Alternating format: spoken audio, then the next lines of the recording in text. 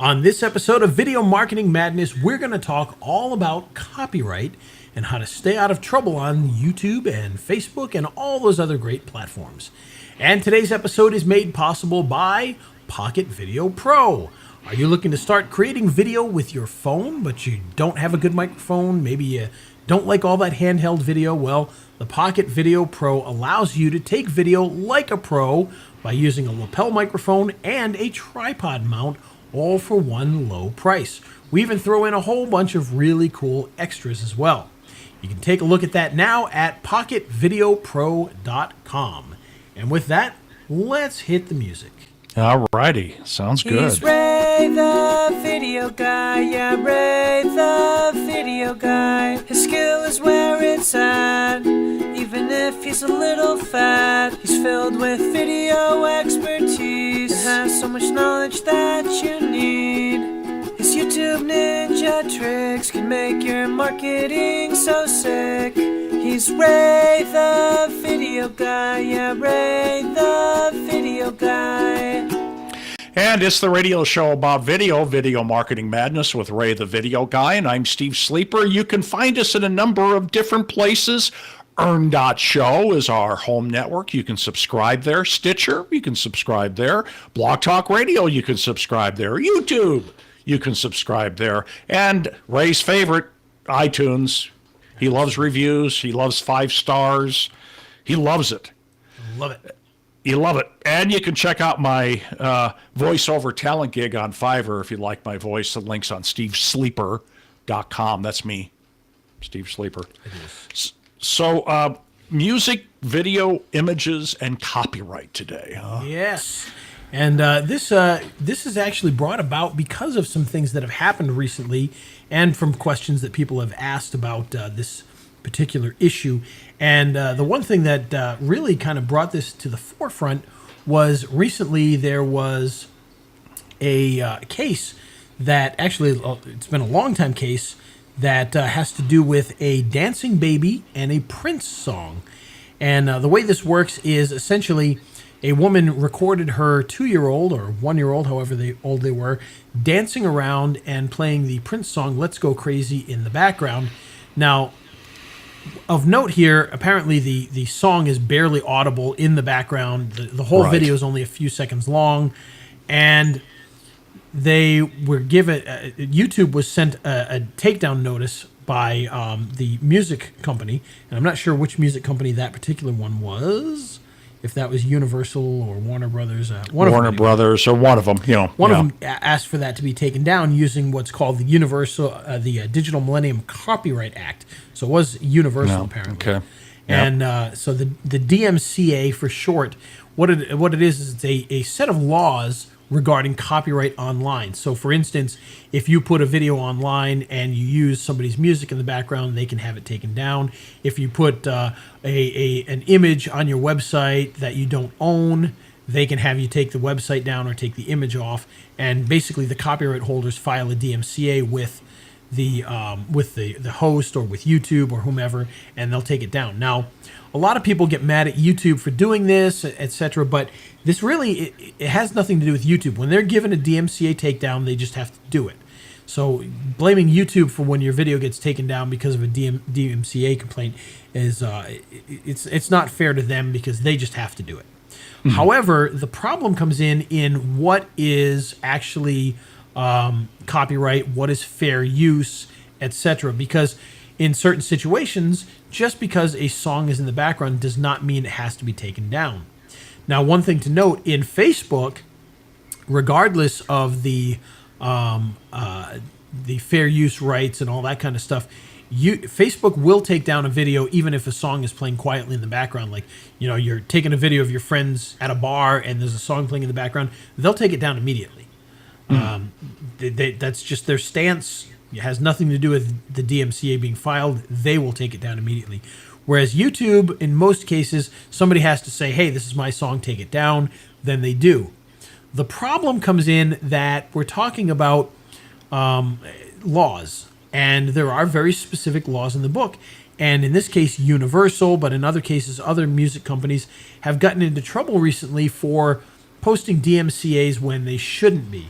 A kind of comical example would be Universal Music filed a DMCA takedown to their own website. So, so things like that have happened. Yes, they're actually That's good. actually happened. They actually filed it with their own website because they felt their own website was playing a song that it shouldn't have been playing. So those types of things do happen. It's crazy, absolute craziness. Sorry, that was Warner Brothers that did that. Warner's, okay. Yeah. Okay. Columbia Pictures. This is another interesting one. Columbia Pictures started blasting DMCA complaints all over the internet for anyone using the word pixels when the movie Pixels came out. So if you had a video that was like, hey, look at this new screen, you can't see the pixels. They would file a complaint and have it taken down. They got into a lot of trouble for doing this because it's kind of like nuisance lawsuits and things like that. It's not legal to just run around doing that, and it's up to them to understand the laws, which unfortunately the laws aren't super clear.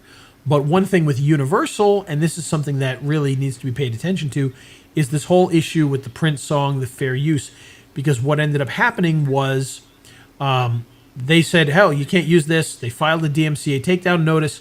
YouTube took the video down. Well, this family, they decided not to just say, oh, well, our video got taken down. They went to court and fought it.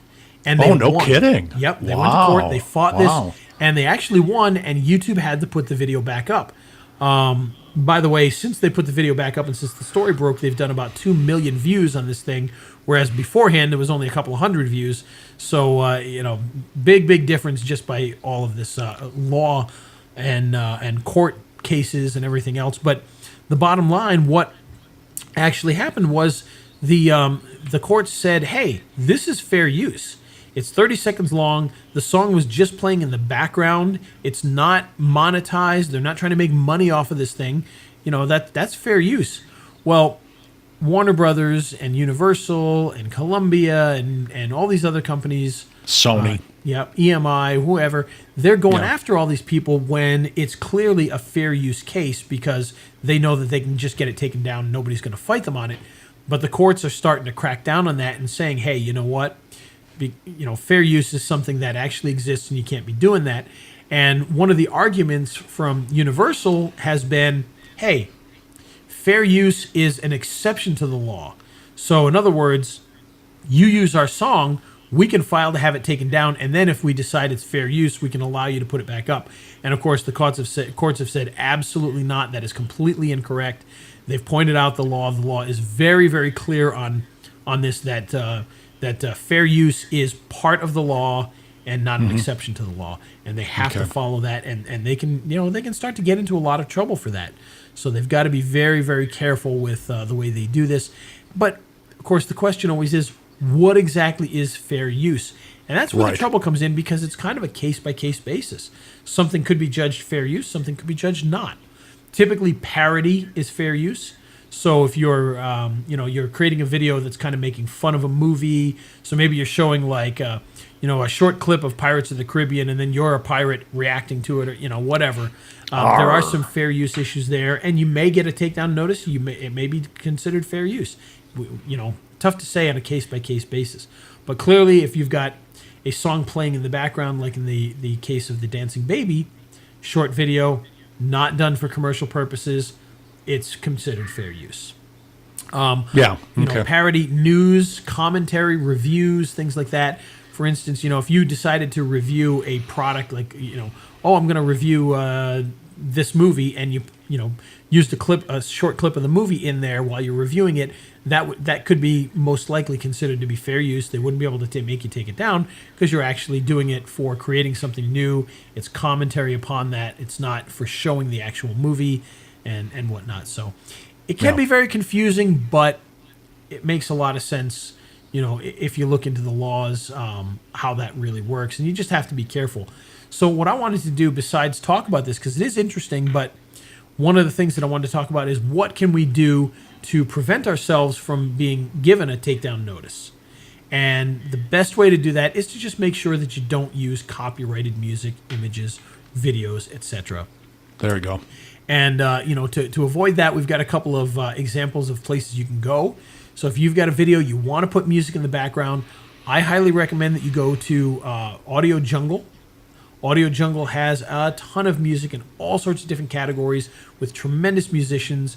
You can buy the song to use in your productions for anywhere from $6 to $14, depending upon the song. They got sound effects as well, so all of those things will work. And you can download them, you can use them. Now, one thing I do want to mention, and this is something that has happened, is despite the fact that you're buying royalty-free music, so you get to use it in your productions, you don't have to provide, who wrote the song, you don't have to credit anybody, you can just use it because you purchased it, there can be some issues still. For instance, we've had situations where a musician has liked a song that was, part of a royalty-free deal and gone and made a copyrighted song with that music as kind of like the background of the song or whatever. Oh. That's not allowed. And what ended up happening was they did this, they copyrighted the song, they published the song, and now when people who purchased the royalty-free piece of music put it on their videos, YouTube goes, oh no, this is a copyrighted song, and they take it down. Yeah. And unfortunately, there's not a whole lot you can really do. You can provide information to YouTube saying, hey, we purchased a license for this, and they should let you get it back on. But it is a big hassle, and the musician was the one breaking the rule because you're not allowed to do that. You can't take somebody else's music that's royalty-free, put it into a new music song, copyright it, and then stop everybody else from using that same tune. It just doesn't work that way. So you have to be careful with that. So there can be still issues regardless of the fact that you're doing things properly. So just something to watch out for there. When it comes to images, when it comes to videos, there's a lot of other really good things that you can do there as well. Sister site to Audio Jungle is a site called PhotoDune, D-U-N-E. That one has all the images that you might need. The images are professionally done. They look good, a lot of different topics, so you can find pretty much anything that you would need there, be able to use that and have a really good video going. So I highly recommend you check that site out. There are other places as well. For instance, Pexels, P-E-X-E-L-S, is a free site. They've got all sorts of images on there, completely free. Some of them do have copyright, so you do want to check and make sure that you're using it in the way that the creator of the image says is okay. But for the most part, it's unlimited use. You can do whatever you want with them. Very, very good place to start off looking. Another place to look is, of course, iStock. iStock is a very expensive site, but they'll have everything you could possibly want. So you definitely want to check them out. Same thing with Shutterstock, Big Stock Photo, any of those types of sites. You're going to pay a lot more money per image, but you're going to get decent images, and you're probably going to get a wider selection than any other place. So definitely check out Pexels first, then go to PhotoDune. If you still don't have what you want, then go to a place like Shutterstock or iStock Photo, and you should be able to find it. Now with video, same exact thing. Pexels has a video section. iStock has a video section. Shutterstock, all those places have that. PhotoDune, they actually have a sister site called VideoHive.net, and that one has video clips that are very inexpensive. Again, another place you'll want to check out. Very, very good stuff there. You can probably pick up most images or most videos for anywhere from like $6 to $14 a piece, and use them in any of your projects, and you'll love it. So highly recommend you check that one out as well. And so with that, that's pretty much our little discussion here on this. Not a super long conversation, but something that I think was well worth bringing up, something we need to pay attention to, because this is an issue that keeps happening, and people need to be aware of exactly what's happening in the world of copyright for when they're doing their videos. They don't want to get themselves into trouble. So check it out. And now, Mindset Matters. Kind of anticlimactic when I have to commentate over it. This is a software that I actually came across just the other day, and boy, oh boy, it is a slick piece of software that really helps me to organize my conversations with people and make sure that I don't miss any messages. And the product is called the All-in-One Messenger. And the All-in-One Messenger allows you to bring in things like Facebook Messenger, Skype, Hangouts, TweetDeck, Slack, WhatsApp, all of these things, and a whole bunch of other ones that I don't even know what they are, and I've never used them, all into one program, one interface. So I can sit here and look at it and see I've got X number of Skype messages, X number of Facebook messages, and I can read them, respond to them, and everything right inside this one app, the all-in-one messenger. Now, here's the best part. 100% free. No cost to this at all. I have no idea how these guys are in business doing this because last I checked, if your program is free, you don't make any money. But this program is 100% free. There's also no ads on it. There's no upsell to it. So there's nothing, as far as I can tell, that you can even buy if you wanted to. So it's just 100% free for whatever reason. But it's a great little program, and it'll help you to organize all of your messages in all your different places at the same time. And like I said, I've had it for about 2 days. I've fallen in love with this thing. I don't know how I lived without it because it makes life so much easier and is actually, as far as I'm concerned, it is a better Skype app than the Skype app is. Definitely. And it's the radio show about video marketing madness with Ray, the video guy, and I'm Steve Sleeper. You know, if you get a lot out of this show, tell a friend who's into video marketing to listen. You can check out my voiceover talent gig on Fiverr. The links are at stevesleeper.com. And today's show made possible by PocketVideoPro.com. Pocket Video Pro is a collection for you of a microphone and a stand for your tripod so that you can record professional video using just your phone. Now, the lapel microphone has a nice long cord, plugs right into your phone. The stand fits on any tripod or stabilization system, and you slap your phone in there. And boy, I'll tell you, the new stands that we have are pretty incredible because not only is it just a stand that holds your phone, but it actually has a shoe on top so that you can add a big microphone to it if you want. You can add a light to it, and just allows you to do a whole bunch of stuff. Even has a little level on there to make sure that your image is nice and level. So very cool product. Biggie. He's Ray, the video guy. Yeah, Ray, the video guy. His skill is where it's at. Even if he's a little fat, he's filled with video expertise and has so much knowledge that you need, you know. He stays sharp like a crease in his pants. His YouTube ninja tricks can make your marketing super sick. He's Ray the video guy, yeah. Ray the video guy, yeah.